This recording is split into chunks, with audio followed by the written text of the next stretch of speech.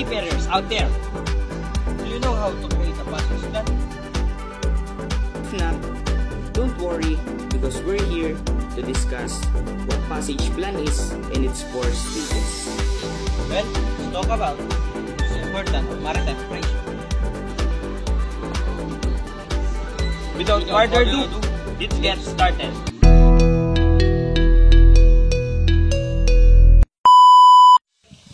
First, what is passage planning? Passage planning is the process of creating a detailed route for a vessel to travel from one port to another.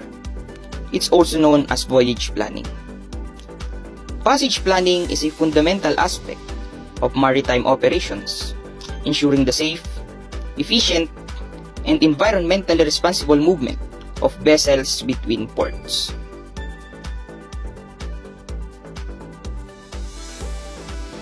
Now, let's talk about the 4 stages of passage plan that must be followed in sequence for a successful route. The first stage is appraisal. What is appraisal?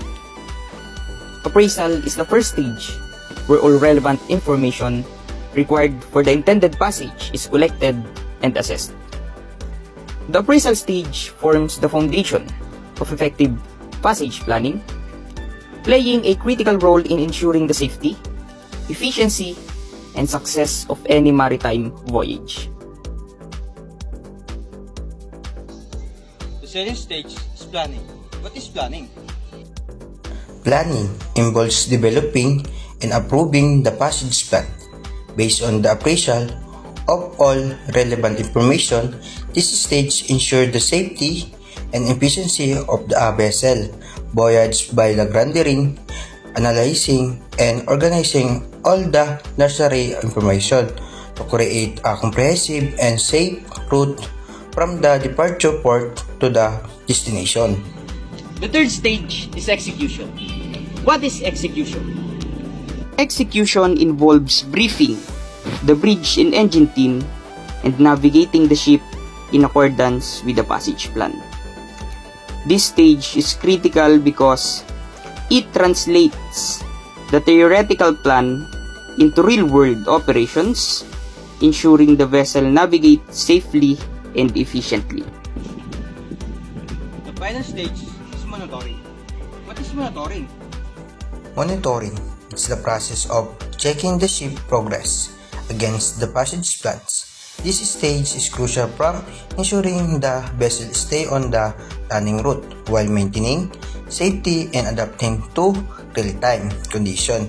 It involves continued tracking the ship position, assessing the situation, and making necessary condition.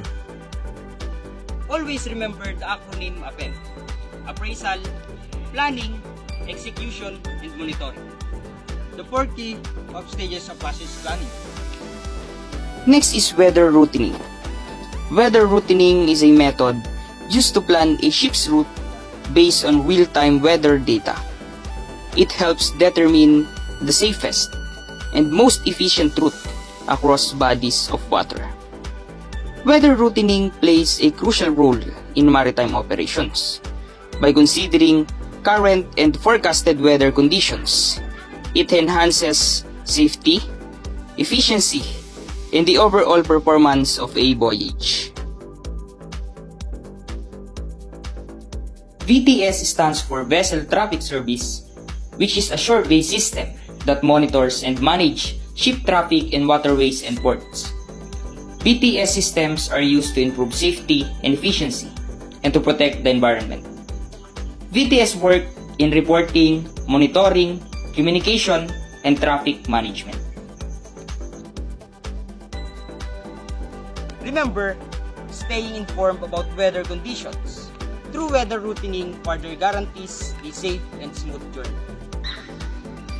Thank you for joining us today. We hope you gained valuable insight about passage planning and its importance, safety travel, and smooth sailing to all seafarers.